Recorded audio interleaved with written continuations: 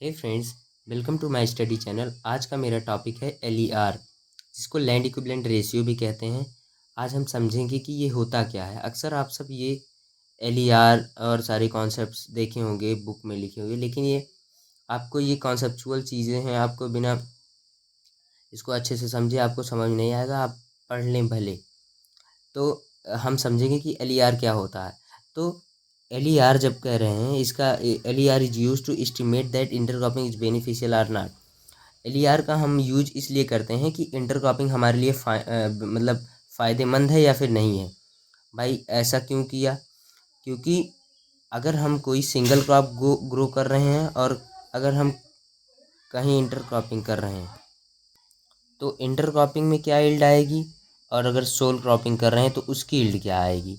भाई मान लो आप 1 हेक्टेयर में कोई चीज़ लगाए। अभी मान लो, इसको एग्जांपल से हम समझते हैं। पहले ही जानेंगे कि LER का कॉन्सेप्ट जो है बिली नामक साइंटिस्ट ने दिया था 1979 में। ये क्वेश्चन 1 नंबर में पूछ सकता है किसी भी कॉम्पिटिटिव एग्ज़ाम, या फिर आपके सेमेस्टर एग्ज़ाम में तो ना ही आएगा ये।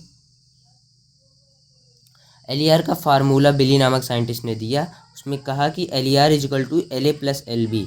अब LA क्या होता है, LB क्या होता है, इसको आगे समझते हैं। पहले ये जान लेते हैं कि अगर LER की वैल्यू, LER हम एस्टिमेट किए, अगर LER की वैल्यू मोर देन 1 आ रही तब हम जानेंगे, तब हमारे लिए इंटरक्रॉपिंग बेनिफिशियल है, मतलब हम इंटरक्रॉपिंग कर सकते हैं।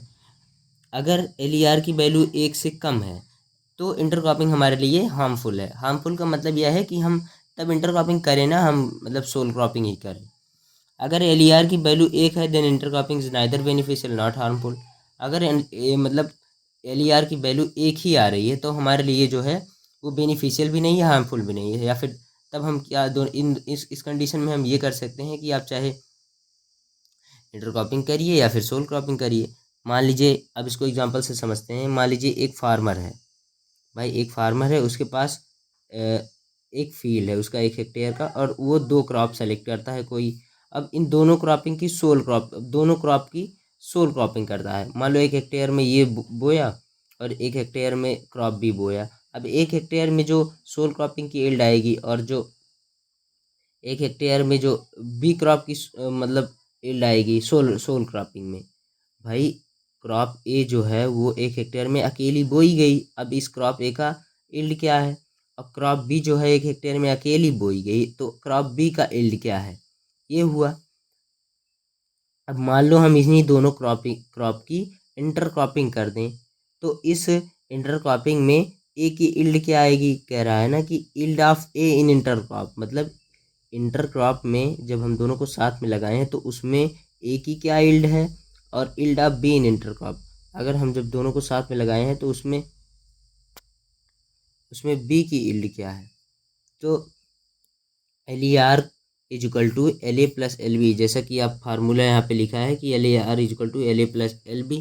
तो हम समझते हैं कि LA क्या होता है और LB क्या। जैसा कि आप देख रहे हैं, LA का फार्मूला लिखा है कि LA is equal to yield of A in intercropping upon yield of A in sole cropping. LA का फार्मूला ये बनेगा कि इंटरक्रॉप में A की यील्ड क्या है और सोल क्रॉप में यील्ड क्या है A की, तो उसको हम LA कह देंगे। जैसे कि पीछे मैंने आपको बताया कि जैसे कोई क्रॉप A है, उसको हम सोल क्रॉपिंग कर रहे हैं, और उसी A क्रॉप को हम B क्रॉप के साथ इंटरक्रॉपिंग कर रहे हैं, तो उस सोल क्रॉप में ए की यील्ड क्या आएगी, और उस जब हम इंटरक्रॉप करेंगे तब A की यील्ड क्या आएगी, उसी का जो रेशियो है, या फिर हाँ, वही वही है LA। और LB क्या हो गया? अब LE की तरह LB भी है। LB यहाँ पे क्या होगा कि yield of B in intercrop, yield of B in intercrop upon yield of B in sole crop. भाई जब हम बी क्रॉप को ए के साथ ग्रो कर रहे हैं तो बी का ए के रिस्पेक्ट में यील्ड क्या है, और yield of B in sole cropping. अगर हम अकेले बी को ग्रो कर रहे हैं तो बी का अकेले क्या यील्ड आ रही है। और जब हम सीधा सा मतलब है LB, मतलब भाई हम जब ए और बी को इंटरक्रॉप कर रहे हैं तो बी का उसमें क्या यील्ड आ रहा है, और जब हम बी को अकेले ग्रो कर रहे हैं तो बी अकेले यील्ड क्या दे रही है, उसका रेशियो क्या है, वही LB होगा। तो अब एक एग्जांपल ले रहे हैं। मान लो yield of A and B 20 quintal and 15 quintal. मतलब ए का 20 क्विंटल है और 15 क्विंटल। अब केस क्या है, ऐसा सोल क्रॉपिंग में है, मतलब जब हम अकेले ग्रो कर रहे हैं, मान लो अकेले हम ए को ग्रो किए तो 20 क्विंटल आया, अगर बी को अकेले ग्रो किए तो 15 क्विंटल आया।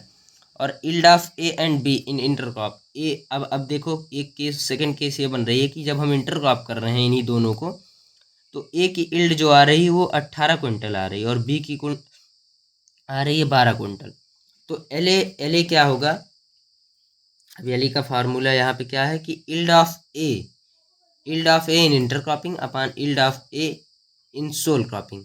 अब यहाँ पे लिखा है कि yield of A in intercropping 18 quintal, तो 18 यहाँ पे लिख लेंगे एल ए, और क्या कह रहा है, yield of A in sole cropping, yield of A in sole crop, A का इल्ड यहाँ पे 20 क्विंटल है, तो 18/20, 18/20 करेंगे तो हम 0.9 आ जाएगा, ये एल ए आएगा। अब हम एल बी निकाल लेंगे ऐसे, एल बी निकालने के लिए अब वही फार्मूला फिर से लगेगा कि yield of B in intercropping.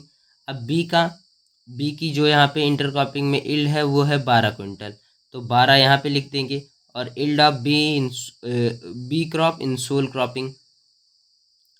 अब यहाँ पे जो बी क्रॉप है उसकी सोल क्रॉपिंग में इल्ड 15 क्विंटल है, तो 12/15 यहाँ पे 0.8 आ जाएगा। अब हम एल ई आर का एस्टिमेशन करेंगे सीधा, L E R is equal to L A plus L B. अब यहाँ पे हम एल ए और एल बी की वैल्यू निकाल ही लिए हैं। एल ए की वैल्यू कितनी आई है 0.9 और एल बी की वैल्यू आई है 0. यहाँ पे एल बी की वैल्यू कितनी आई है 0.8, तो एल ए और एल बी मिला के हो जाएगा 0.9 प्लस 0.8, यहाँ पे 1.7 हो जाएगा। 1.7 हो रहा है, मतलब वैल्यू एक से ज़्यादा है, तो हम इस केस में कह सकते हैं कि it mean intercropping is beneficial, हम इंटरक्रॉपिंग कर सकते हैं, इंटरक्रॉपिंग हमारे लिए फ़ायदेमंद है। हम सिंगल क्रॉप को ग्रो कर रहे हैं, उससे ज़्यादा हम अगर दोनों क्रॉप को एक साथ ग्रो कर रहे हैं तो यील्ड दे रही है। तो थैंक यू सो मच, आज के लिए इतना ही, मिलते हैं अगले वीडियो में, थैंक यू।